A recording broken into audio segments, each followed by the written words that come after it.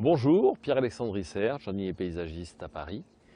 Nous allons parler aujourd'hui de l'entretien d'une plante dans un pot. Nous voyons que les racines de la glycine sont vraiment à fleur ici.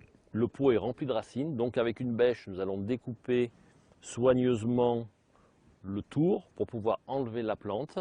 Et ensuite, nous découperons les racines de la motte tout autour et nous le replanterons dans un nouveau pot un petit peu plus grand. Donc ici, on a couché le pot parce que c'est beaucoup plus facile après pour faire glisser la motte.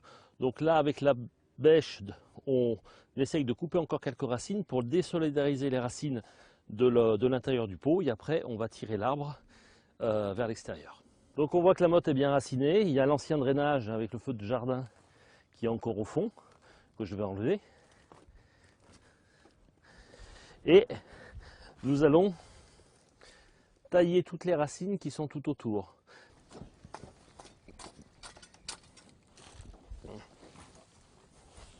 Donc la préparation du pot pour la plantation. Le pot, bien entendu, est percé pour que l'eau d'arrosage puisse s'évacuer. On met ce qu'on appelle une plaque de drainage, comme ceci, celle-là est en polystyrène. Dessus, nous allons mettre une sorte de filtre qui va empêcher que le terreau descende dans le trou et bouche le trou. Donc nous tapissons le pot avec ce filtre.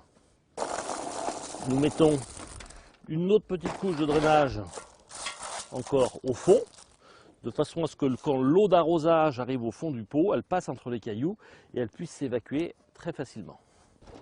Je pose mon terreau, je le tasse un peu et je vais présenter ma plante.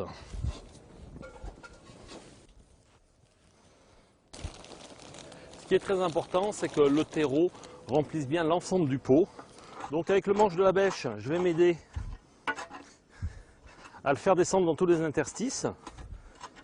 Et quand j'aurai terminé cette opération, je ferai un arrosage copieux de façon à ce que toutes les racines de la plante soient au contact avec le terreau.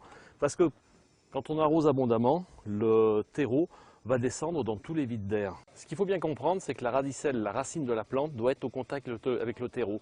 S'il y a une poche d'air entre la racine et le terreau, la racine va mourir. Parce qu'elle va se dessécher à l'air. Donc c'est pour ça que le premier arrosage, qu'on appelle un plombage, est vraiment une opération très importante.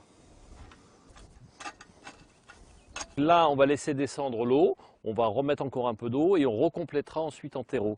Là, il y a quelques bulles qui se forment en surface, c'est les vides d'air qui sont en train de se vider.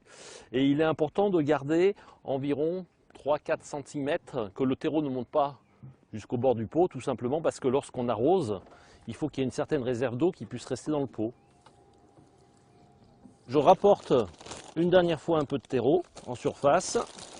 Notre glycine, maintenant, est prête pour vivre plusieurs années dans son nouveau pot et il faudra renouveler cette opération d'ici 3 à 5 ans.